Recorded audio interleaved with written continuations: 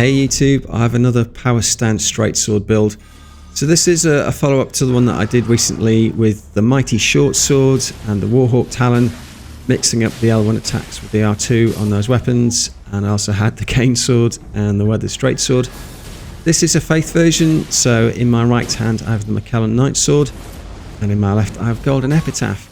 Now these are two weapons you don't see very often in PvP. Sometimes you might see the golden Epitaph, people will use it for the last rites buff, which will boost holy damage, and then they'll swap to something else. And Miquellan knight sword, occasionally you see it. I really like it. It's got a nice R2 attack, which is an upward slash. Sometimes that'll catch people out. So what I'm doing is I'm starting the duel by buffing myself with last rites, and then using Sacred Blade on the Miquellan knight sword.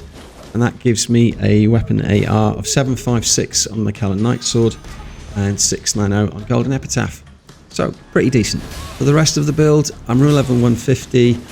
I've got 47 dex and 40 faith. Now the reason for that was I do have incantations available on the build, but you won't actually see me use them in the duels just because I like using the PSSS setup. The 47 dex was for the cast speed, so that's why I went for dex instead of strength.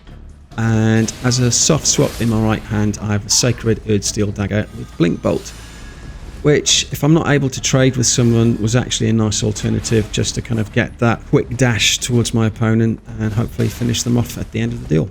One thing I wanted to talk about on this video is why I choose particular weapons. A couple of people asked, quite understandably, why the weathered straight sword? And I'll use a weapon for all sorts of reasons. It could be the moveset, it could be the design. I just think it looks really cool, and let's say I'm doing a theme build or a cosplay build, then it'll just fit that aesthetic. Sometimes I might just use something because other people don't use it. So the weathered straight sword, you never see it, right? So why not give it a try, give it a little bit of love. And I guess you could say as well, there is that stubborn off-meta player mentality, which is, I'm not going to use the best gear, I'm not going to use stuff that's super optimized, I don't need that stuff to win. Like, it will never get old to me to beat a tryhard with a short sword. You know, it's it's just good fun. It doesn't happen very often, but when it does put a smile on your face. And for the same reason that people do challenge runs in PvE, you remember the old Epic Name Bro starting class challenge runs in Dark Souls 1, or people will just put limitations on themselves. You know, I'm going to do a soul level 1 run, or I'm not going to upgrade my weapon. It's just the PvP version of that. This setup though, I do think it's pretty strong. It may not be the absolute best PSSS setup, but the damage is good. Got a nice mix up with the R2. And there you go, there it is again. I've got a nice option with the Steel Dagger and Blink Bolt. I've got incantations, so I think it's a nice round balanced build.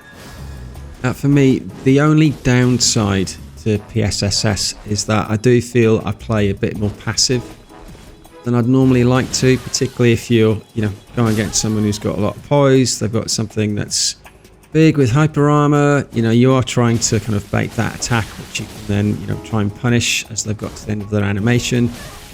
So yeah, that's the only downside.